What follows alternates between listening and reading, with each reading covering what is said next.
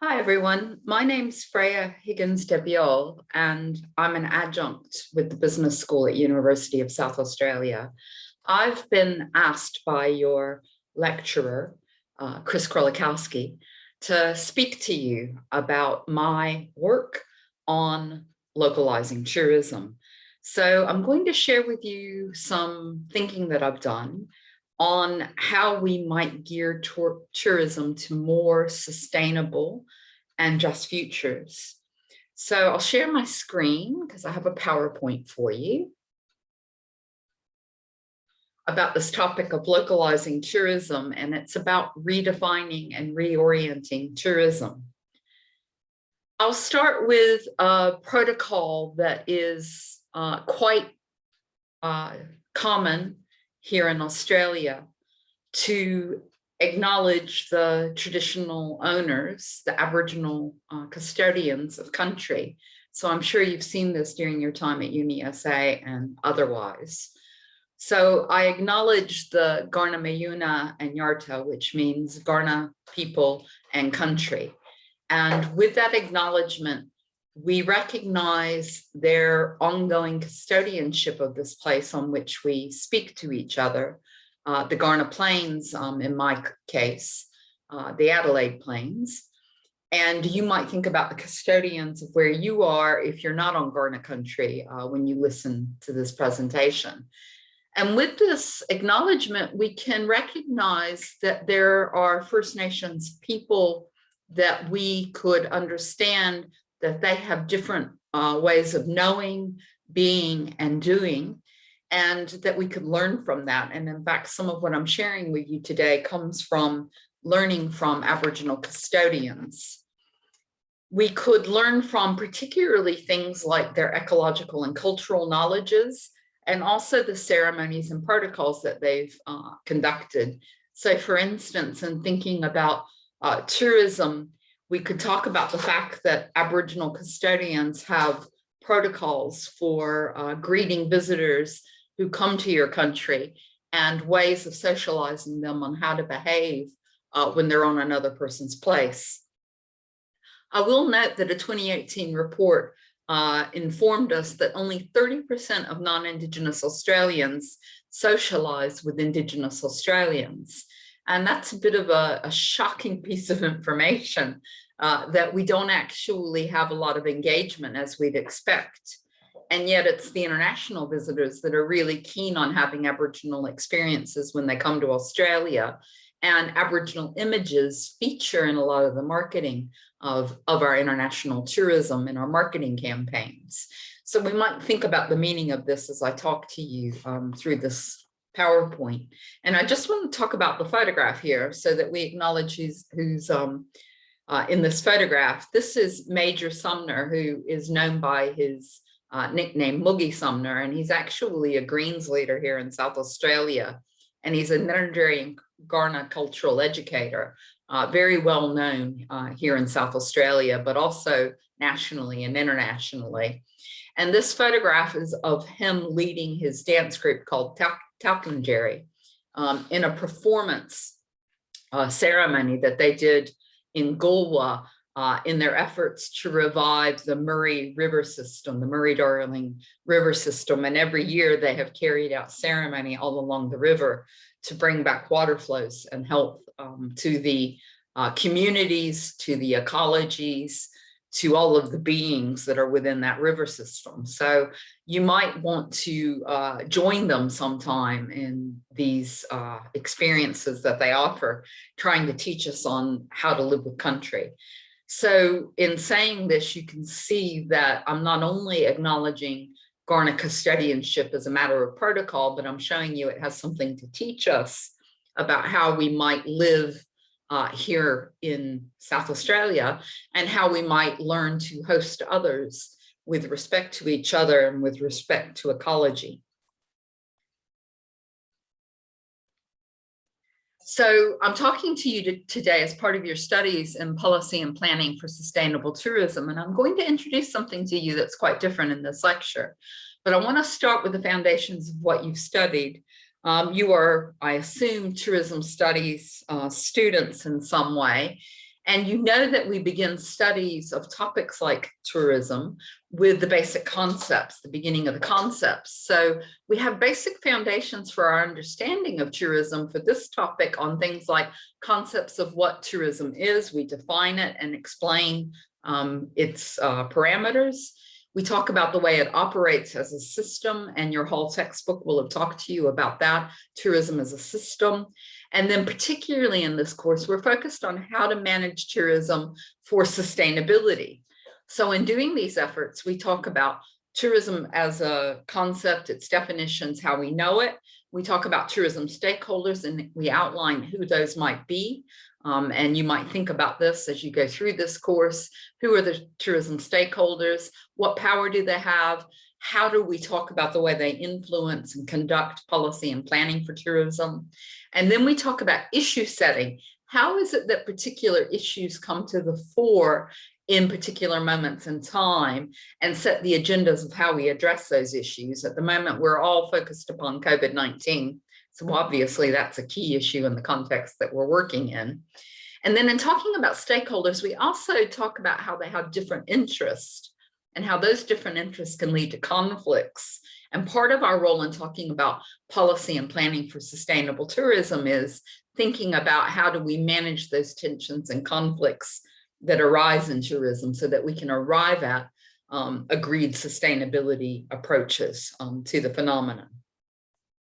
So what I'm going to introduce to you today is a problematic with our basic understandings of tourism. And this particularly is about the ways we know and define tourism. So this question, what are the ways we know and define tourism?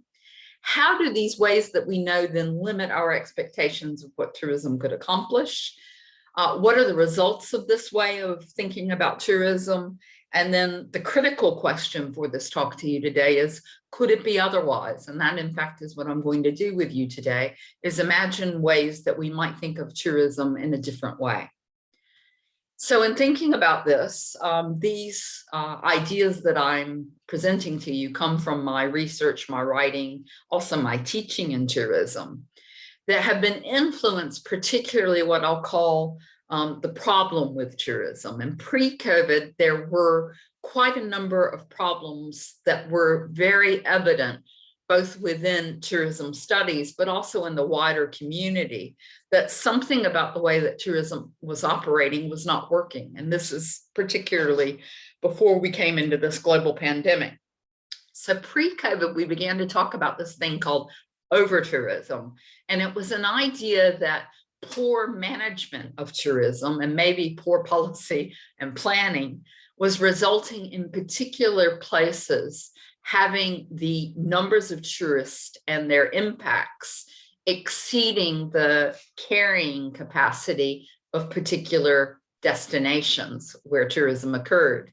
So in this case, we're thinking about some European destinations in particular, such as Venice in Italy, Barcelona in Spain, Dubrovnik in Croatia, and Amsterdam in Holland, but also other places. Bali in Indonesia was experiencing difficulties and impacts of tourism. Here in Australia, Byron Bay has had some serious problems and locals have been concerned about tourism. In Peru, you have the Machu Picchu being overrun and with grave difficulties as well, a UNESCO World Heritage Site.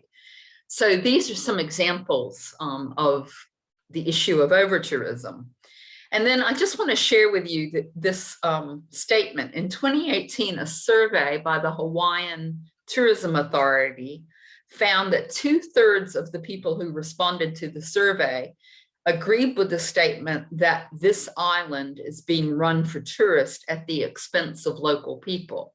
That kind of concentrates our mind on this expression that when tourism is poorly managed and it overruns a place, the local people begin to feel that it's no longer their home.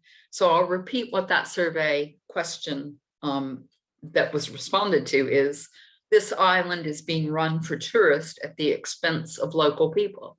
And 2/3 of respondents agreed with that statement. So Hawaii is a place where we see over-tourism.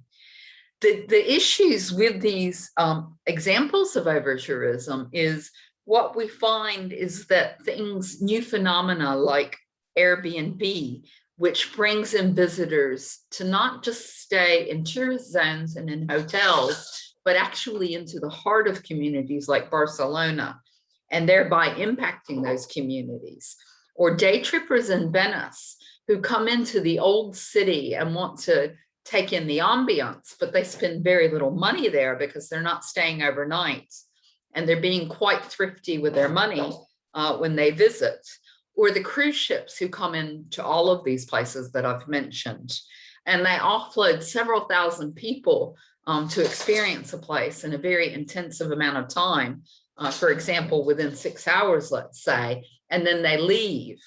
They bring impacts, and yet the benefits that they offer, which is expected to be income that supports jobs and foreign exchange coming into that economy, that it's actually not delivering those benefits, and in fact may come at cost to the local community as a result of this. So these facts suggest that at that point in time, pre-COVID, with over-tourism, that tourism was not in balance with local societies, and that perhaps emphasis on tourism was wrongly placed so that the local communities were finding that it exceeded the impacts that they were willing to accept. And so what were some of the responses that these places, these destinations, as we call them, what happened? Well, we had talk about greater regulations and restrictions on tourists. Say, for instance, in Venice, they implemented a tourism tax, and they implemented particular ways of trying to manage tourism and limit the tourists and limit the numbers. There were also, though, signs of tension and conflict developing, as you can see in the graffiti on the images in this slide, where it says, "Your tourism kills my neighborhoods," or "Tourist, you are the terrorist." I think these are in Barcelona. There were graffiti attacks, and there were actually actions that happened by local activists in places like Barcelona with a group called Iran, who did actions against tourist buses to let the tourists and the tourism operators know that they were not happy with the way tourism was occurring in their home communities, in their neighborhoods. And in Barcelona, they've used the word barricidio to describe tourism as a force that kills neighborhoods. That's my understanding of that term, is death of the neighborhood. So we might think about these things, about how Airbnb could be thought about as the death of a neighborhood. When party tourists come in for the long weekend to Barcelona, and they're staying in a complex of people's local residences, and they're partying really heavily at all hours, and the local people have to get up and go to work the next morning. So how these negative impacts could cause real problems for people. So this is the context for the thinking of which I'm sharing with you at the moment. So now, of course, we don't have over-tourism because COVID pandemic has hit, and what we've seen, at least to this moment, that tourism as we have known it before has been strongly stopped, curtailed, and limited, particularly for us here in Australia and New Zealand. Our borders are shut, so we perhaps are at the extreme of this.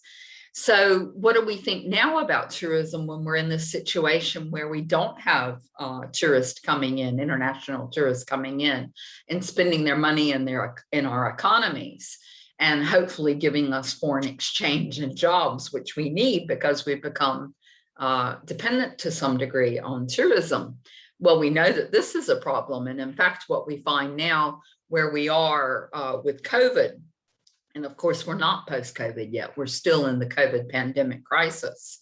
But as we look forward to what happens after we get out of COVID, what's revealed by this situation is how vulnerable communities can be if they're tourism dependent. So I'm thinking of Bali, which is a highly tourism dependent economy, and international tourism there has really suffered restrictions, border closures, and people aren't traveling until the crisis passes. So what's happening is a lot of people are leaving the southern part of the island, which is where the resorts and the tourism occurs and going back home to the north and trying to go back to the family villages, family farms, to do subsistence fishing and farming to survive until the tourists come back. So what it has revealed in this situation is those countries that are highly tourism dependent, that can be a real vulnerability, and that we should be thinking about our economies and how they operate and the role that tourism plays within this, for good and for bad. And then as we go into a situation where we hope to get post-COVID, we might think about our economies and how they operate and the role that tourism plays.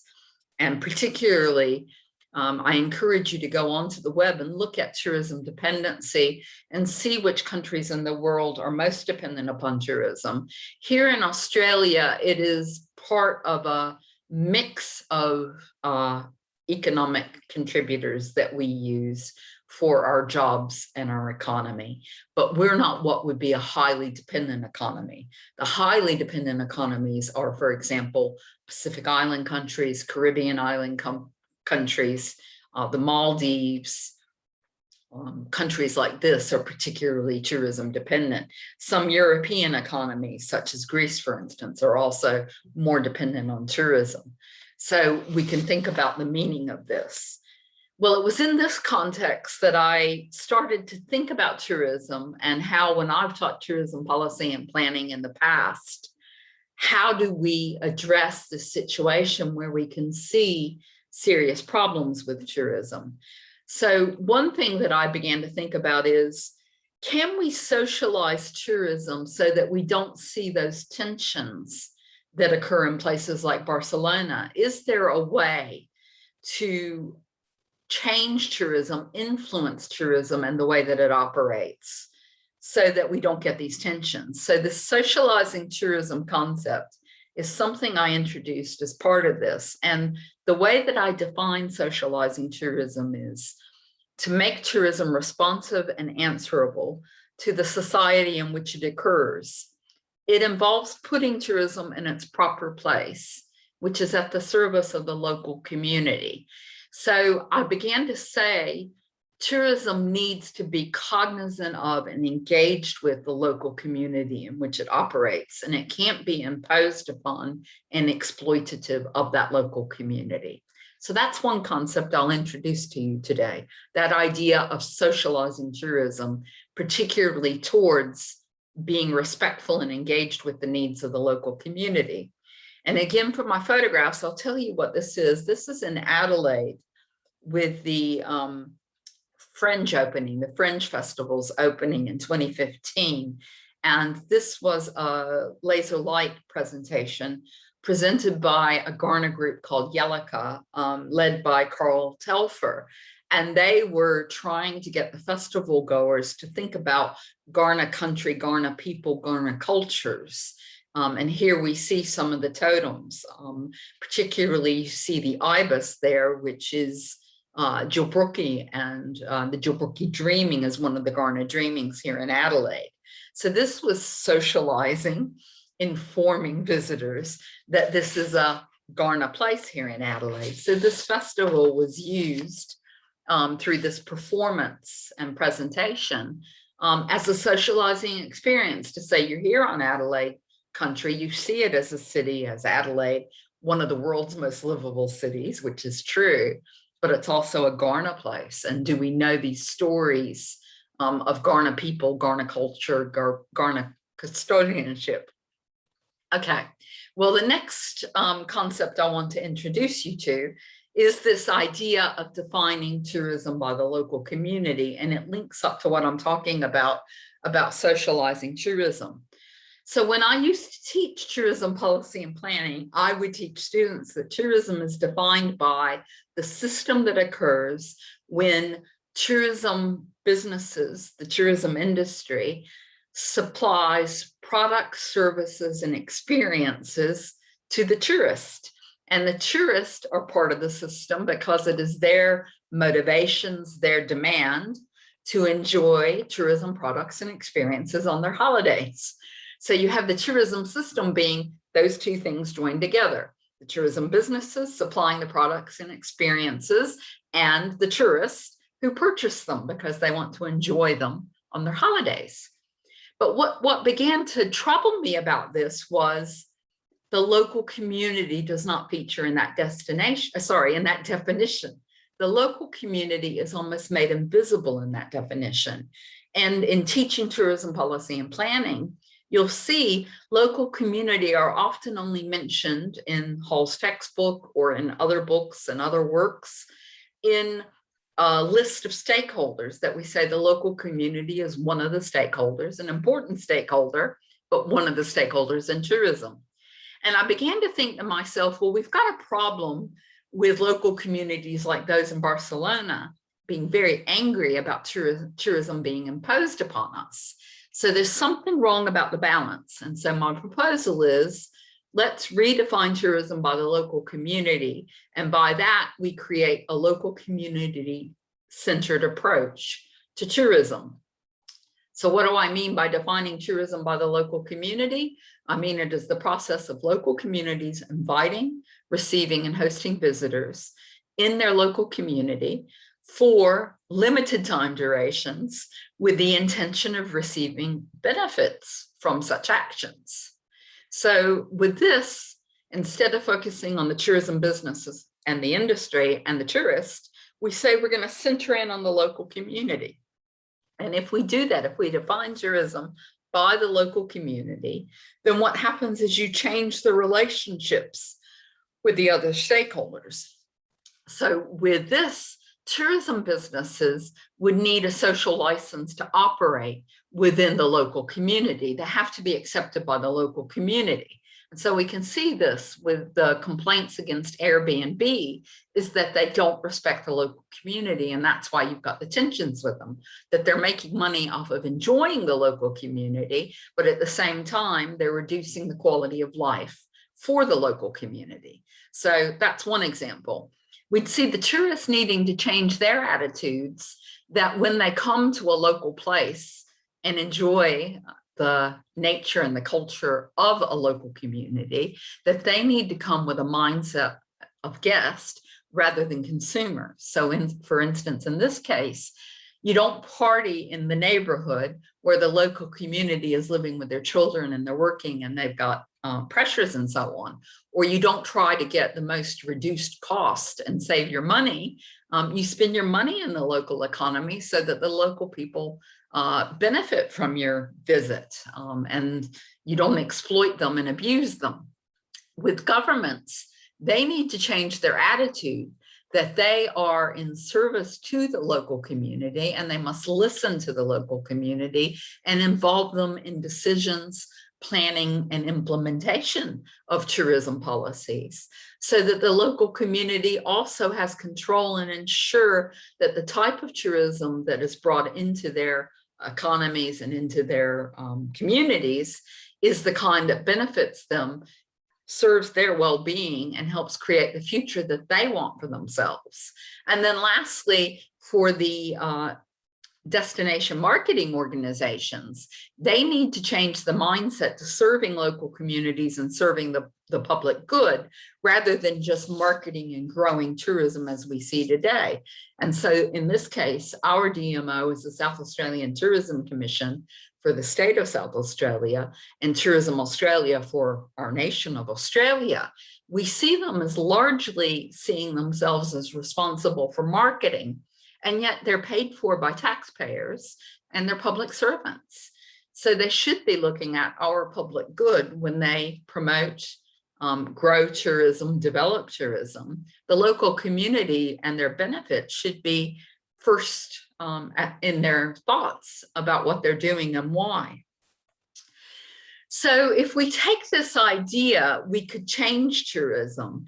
And I did some further thinking on this about what I call the local turn in tourism and localizing tourism. This is where that phrase localizing tourism comes from, to actually think through more about what do we mean by local communities. So together with a Native American scholar named Bobby Bigby, we say local community in this way of talking about localizing tourism talks about local people, local ecology, and then all the generations. When we're thinking about local benefits, we need to not only be thinking about this generation and ourselves, but also thinking forward about future generations.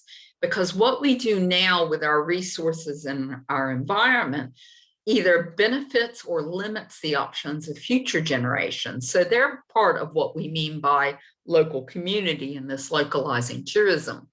We propose that if we approach tourism this way with a focus of local community, local peoples, local ecologies, and all the generations benefiting, that then we've got the foundations for sustainable tourism. Whereas what we've done before when we've defined tourism by tourism businesses and tourists is we've created unsustainability in local places because we haven't been respectful of the limits and the needs of those local places. So this way of redefining tourism by the local community actually guides it towards sustainability. Now, if we did this, if we managed to do this, then what we'd find is some particular things that would become true. We'd have to ensure local communities benefit from tourism in their localities, that tourism would have to be at the service of the local community.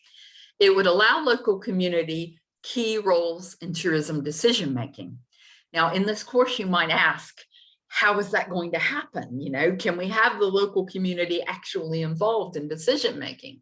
Well, it's possible that we could have citizen juries, and they're doing this in places such as Amsterdam, of consulting local people. They're invited in for consultations, referenda on decisions, and so on. So we could really think about what this means.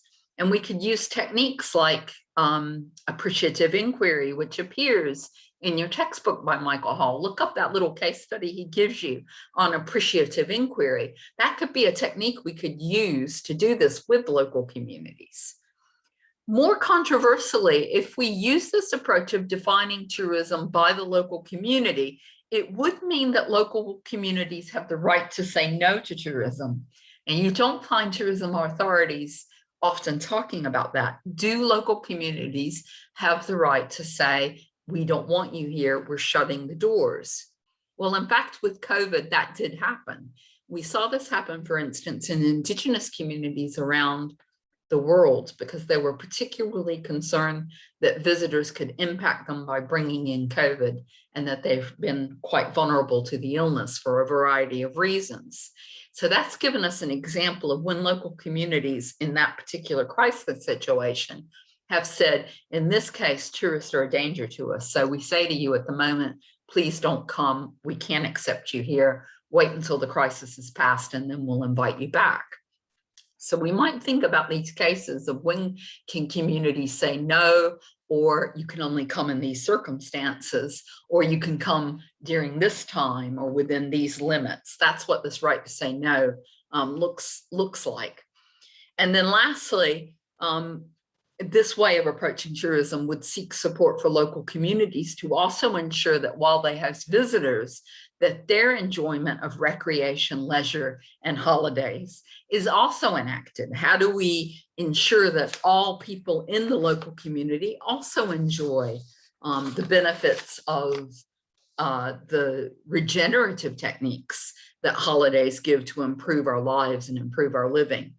Now, this thinking particularly came about because of COVID. And so you might think when you finish with this lecture, and if you read through some of the resources I give you about this topic, you might think why COVID was the spark. It really was COVID that kind of was the catalyst to me and some others, including your lecturer, Chris, who worked with me on this idea of refining tourism, why COVID was the catalyst to this. And it particularly is the fact that COVID talked about us thinking about holidaying more locally. The bushfires here in Australia was also a catalyst because, for instance, when our neighbors in Kangaroo Island suffered the devastating bushfire in 2019, at the end of 2019, on the western end of the island and all of the difficulty that caused. There was a campaign here that said, book them out, come with empty eskies. So that was solidarity saying, we love you people in Kangaroo Island. We know that you're going to suffer economic difficulties because of your loss of tourism and the decline that's happened, first because of the bushfires and secondly because of COVID. And that idea of local traveling and local solidarity, because it was coming particularly from South Australians saying, we love you, Kangaroo Island, we're going to support you through this. Why can't that attitude carry over into the future where we have solidarity? Because one of the things that's sustainable in tourism is repeat visitation, and visitation by people who understand you and behave respectfully and understand your social and cultural and ecological context and behave with respect to those. COVID-19, in a way, has been a learning opportunity for us about how tourism can be reshaped for respectful engagement and relationships and caring and sustaining each other into the future. And so my hope is that we take that into the future when we go back, hopefully, into more normal context. Well, just to say also, while we're thinking forward and imagining a different kind of tourism in a way that it could be more sustainable by focusing in on local communities, I do just want to say that these things are already happening, and that's partly what influenced my thinking. So for instance, in Hawaii, there's something now called detours, which stands for decolonizing tourism, which has nicely shown the way that the rights of communities as custodians of place can be honored. This book is available. It was an edited volume released in 2019, and it talks about Hawaii as a native Hawaiian place, and it introduces visitors to almost an unknown Hawaii unless people have engaged with the history and the culture of Kanaka Maoli or native Hawaiian people. So as the book says, Detours offers an alternative form of travel guide that tells us that everyone must follow the understood protocols of each place and request permission to enter before passing through. This is really important, that in Indigenous places, there are these protocols of asking for permission and then listening to what are the proper ways of respectful and safe behavior when you're visiting a place. The other thing about detours is it says permission may not be granted, and some places are not available to all who ask. So the book Detours has writing that is for people who are Kanaka Maoli with custodianship of place, and then it explains things. But there's also places that non-Indigenous people cannot experience or not invited to because it's sacred knowledge or it's particular cultural knowledge. The permission to enter a well-loved place is conditional. It demands an openness to what encounters have to teach, a deference to the depth and authority of local knowledge, and a willingness to be changed by the journey itself. In this book, it talks about traveling as a huakai, sorry, I've said that wrong, a huakai, forgive me, huakai, is a journey of intention. It's an educational journey. And the book is written that way to invite us on these intentional journeys. It is demanding, it is thoughtful, it is engaged. You listen to the local people and you follow what you're instructed is the way to be in that place. So it's a very different way of understanding tourism, touring, being a guest in someone else's land, and asking for that opportunity to learn from them and experience a place in a different way. This is a very different way of seeing tourism. So in thinking through what this lecture is teaching you, I'm going to put the pieces together that we could operationalize a more sustainable form of tourism, I am arguing, if we redefine tourism in the way that I've suggested, which is based upon local communities at the center of the phenomenon. Then secondly, we say the public monies that we have from the taxpayer, that's what public monies mean, goes to tourism for the public good. So any taxpayer money is supporting things like educational tourism, school student field trips, learning opportunities, trips for the public good. And then the next step in this is we socialize tourism this way to serve local communities, local well-being, local futures. And with this, we have a complete puzzle solved, the items put together, and with local places thriving. And I notice I don't use the term destination in this work because the destination is the local community's homes. When we call it a destination, we're actually stealing the local people's place and using it for tourism and erasing them. So that's where some of the exploitation, the injustice, the difficulties come in, is because this mindset is exploitative at the very foundations. Now, I do want to give you one other example. The things that I'm talking to you about have been enacted in places around the world with this idea of pledges of custodianship. I think it started first with the Cuna General Congress in Cunayala country in Panama. That's an island. It in colonial times was called San Blas. And the local people there took control of their tourism because they were having cruise ships imposed upon them, and those cruise ships were not contributing to their benefits.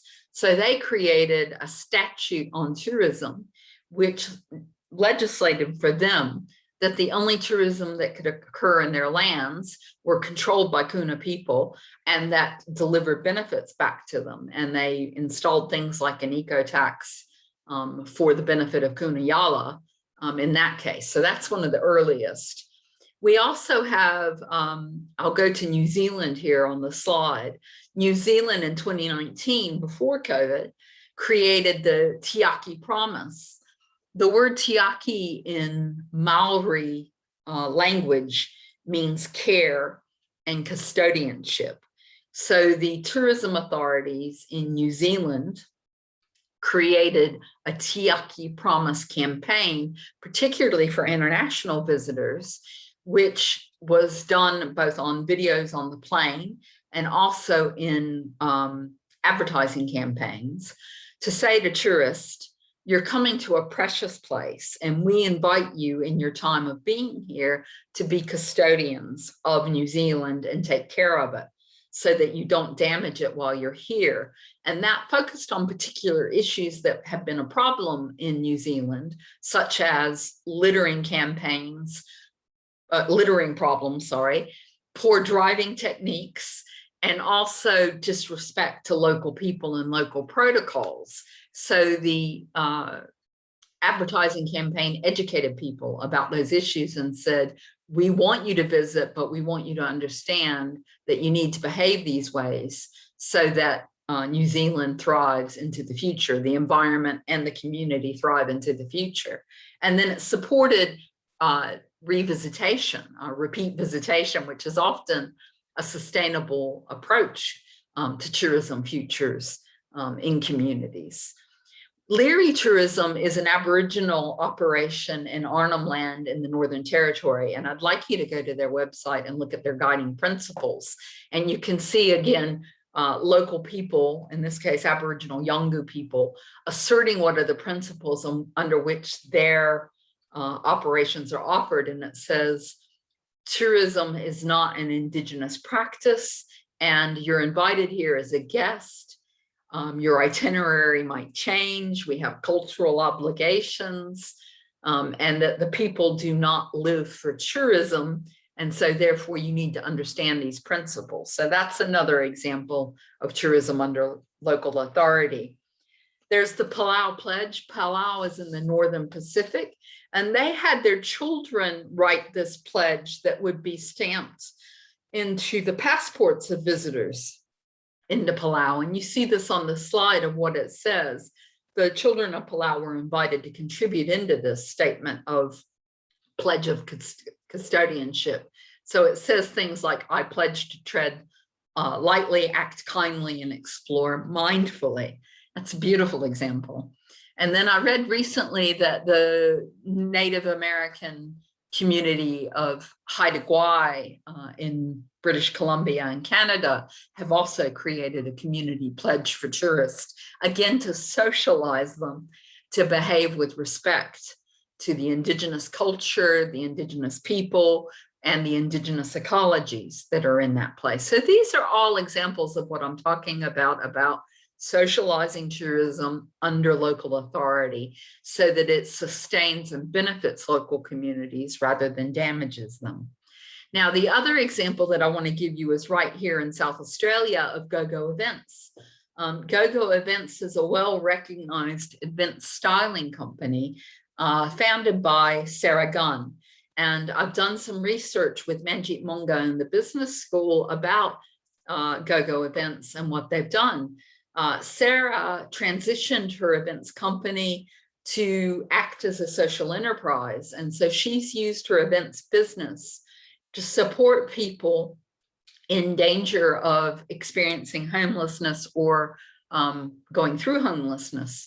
She uses the business to give them opportunities to do work on events and to give them qualifications, training, certifications, and experiences that help them transition to work environments and to support them into creating more positive futures for themselves.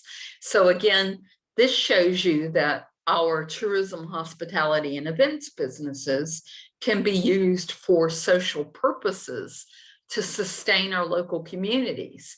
And with this, she's brought in some top corporates like Toyota Australia into a relationship with homeless people, the homeless work teams, and the homeless services agencies into a network of support, caring, sustenance to deal with the people who are often marginalized from our economies. So she shows the possibilities of really thinking through how our business sector can be invited into this vision of localizing tourism. She's a great example of that. And you can look at our paper. It's in my reference list if you'd like to look at that. So finally, what I will say is that the logic behind localizing tourism, this is the principle under which this redefinition operates. The place where tourism occurs is not a destination. It is a local people's home, the local community's home. It is their standing place. It is the place on which they live. It is a place of uncompromisable value. If we allow tourism to degrade the local people, the local economy, the local culture, and the local ecology, they have nothing else to fall back on. The local community is their standing place. It is the place in which they live and thrive. Therefore, that is why we need to redefine tourism by the local community's rights, interests, and needs, and that they play the role in decision-making, that they are the authorities over tourism decision-making, because tourism destinations obscure the local community in this. This is why we need to redefine it. Now, that's a proposition I give to you. I'd love for you to think about that as you go through your studies. As you think about it, we have to ask ourselves, this is the question I'll set for you. What kind of future do we want to bring into being? When we talk about tourism, do we want to shape it to create local well-being and local thriving? That's the question that's being posed here. The sociologist and philosopher Zizek said, the coronavirus epidemic confronts us with something previously thought to be impossible. The world as we knew it has stopped turning. We are facing an uncertain future in which most of us, even if most of us survive, economic mega crisis is likely. We're posing this question with COVID now to ask, what kind of future do we want to enter into? We're facing even more momentous crises in the future. You know, we've talked about coronavirus a lot I imagine many of you are very exhausted by the situation that we're in. But the fact is we're confronting more and more crises, particularly climate change. And these crises that we face threaten even greater inequalities and injustices. Tourism will be contested in such a future, and it's up to us to shape it, to make sure that it delivers what we want in terms of economy, ecology, community, well-being, all of those things. It's us that does that, that shapes it and decides. I propose to you this idea that COVID-19 offers us a chance to rethink things, and that's why I've proposed socializing tourism, redefining tourism by the local community, and localizing tourism as a way that we could transform tourism for the greater good, for greater benefits, and for supporting local thriving. It's a thesis that I invite you to explore as you go through your studies. I hope you found it interesting. I'm available. My email is easily accessible if you want to give me any feedback. I'd love feedback. And I've given you references here. So I invite you to do some readings on this. Several of these things are citing me because these are the thinkings that I've been doing in the last few years. And it's a different way of thinking about tourism. I hope you find it exciting. I haven't introduced this into tourism studies. The topic of socializing tourism has taken off in a big way globally. People seem to be excited about it. So I think that this idea has what I'll call legs. It has some interest in it, and it has some possibilities. And it might just be, as I argue, a way to shape tourism toward greater sustainability and justice. I appreciate you listening to me. I'm Freya. I've loved talking to you. I hope you go well, and I wish you all the best in these difficult times. It's an extraordinary moment that we're living through. We're living through history being made. Take care of yourselves, take care of the people you love, go well, travel safely, and thank you so much.